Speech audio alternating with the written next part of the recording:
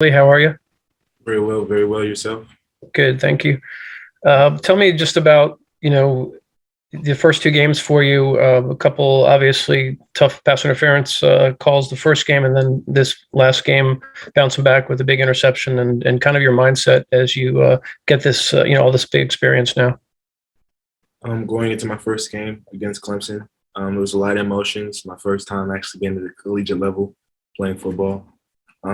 Like just being able to rely on my teammates and also my coaches, and seeing the support of my family. It was a lot of emotions out there. I felt pretty well. We're greatly prepared going to my pass interferences, just being able to stay poised and keeping my head around going down the field is something that we worked on this entire past week going up into UAB. And I was able to execute that, and I came away with my first interception.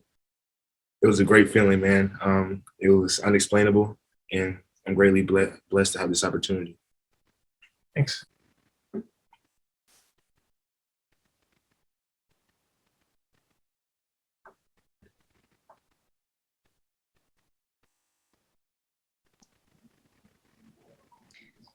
Okay, we will go to Chip Towers and then Anthony Dasher. Yeah, Kelee, we all know a little bit about your mom's story. She got a lot of airtime on Saturday, and I just wondered, I guess there was probably nobody on planet Earth more thrilled about that interception than her. Can you just, update us a little bit on her situation? Obviously, your relationship with her and anything you might have heard from her afterward about that interception in particular. Seeing from the picture, you could see all the emotions that she had about seeing her kid go out there and have his first interception at UGA, especially it being at Sanford was a huge accomplishment as well. Last year I wasn't able to play, so my mom seen me go throughout that process and struggling mentally, just trying to stay locked in and engaged, and just looking forward to the next opportunity. Honestly, so just continuing to be prepared. And my mom, I'm sure as soon as I made that play, she just thought about all the things that I had gone through, and I was able to seize the moment. She was really proud. Hey, Kelee, good to see you. I want to ask you about Brock Bowers just a second. And obviously, there was a lot of buzz about him back in spring and even going into the summer. I was wondering, though, was there like a moment for you during practice or a scrimmage when maybe he did something that kind of had the wow factor to you, kind of convinced you, hey, this guy may be something a little extra special? Yes, sir. Most definitely. Brock Bowers is a great player. I was actually able to guard him myself a good amount of times. Just how he's able to use his body against anybody that's guarding him, whether it's linebackers or safeties. He's able to get open, even against corners himself. So just being really agile and how fast he is with great strong hands and a wide catch radius is a big thing to his advantage.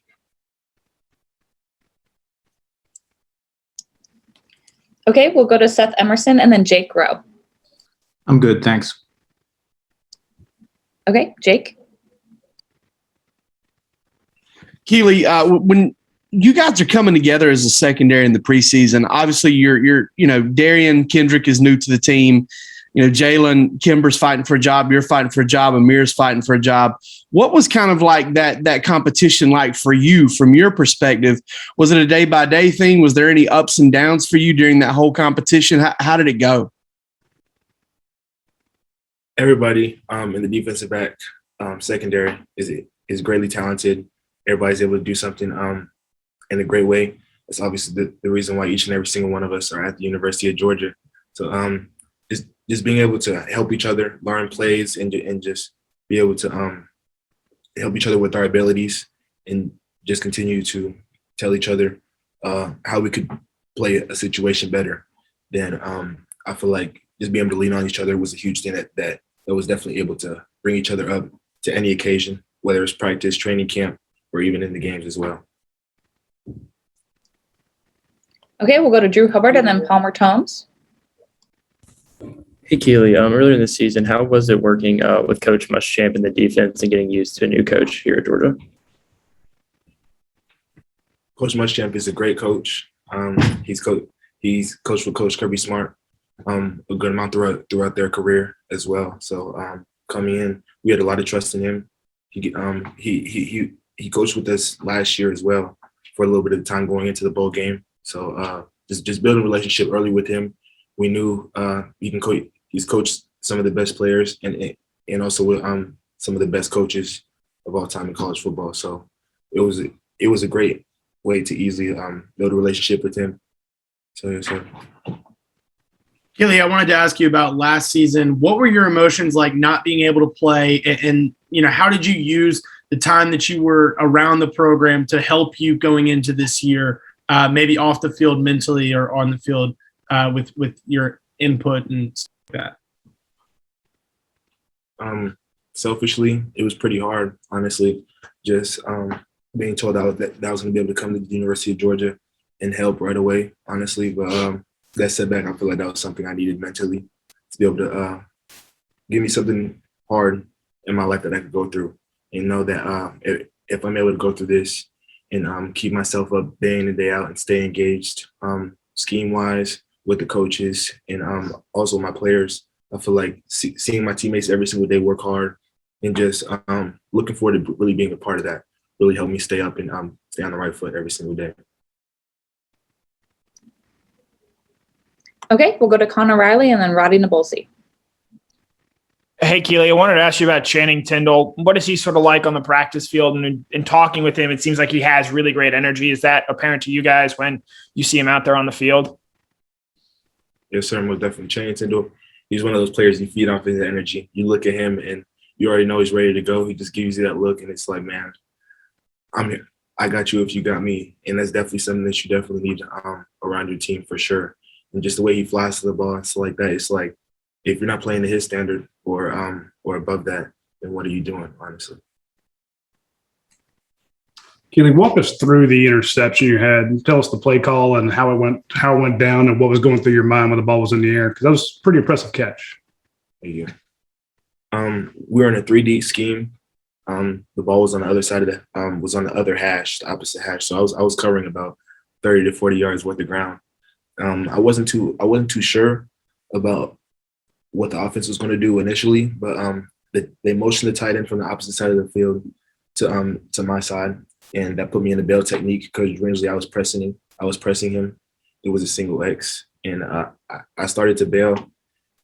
As soon as the receiver came off the ball, he started running pretty hard to sell vertically. He stutters his feet, and I started to slow down with him. And after that, I knew he was going to be coming deep. I peeked to the inside a little bit, and I knew the quarterback was going to throw it deep. So at that point, it was really just me turning into the receiver and being able to play the ball at the highest point, which is why I kind of slowed down to be able to grab it at the highest point, of course. So it was a great feeling, man.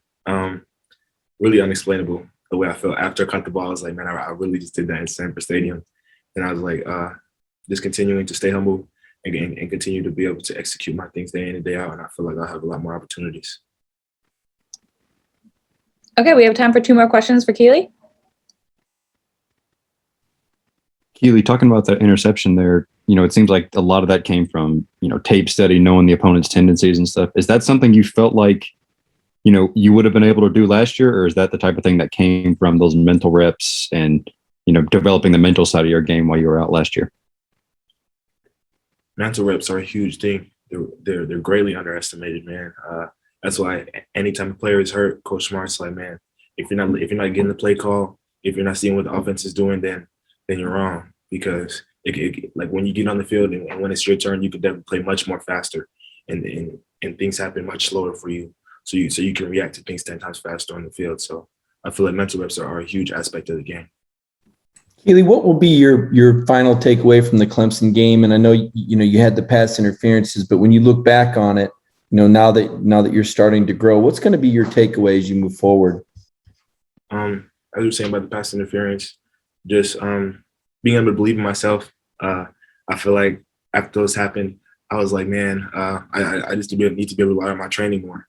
I feel like once the balls were in the air, I was kind of fighting with the receiver a little bit too much. So I feel like just having poise and just being able to relax when the ball's in the air and the ball is coming to you, looking for the ball and making a play on the ball as I did in the UAB game. So I feel like when you're able to have poise and just relax in any situation, I feel like you can rely on your technique and get the job done.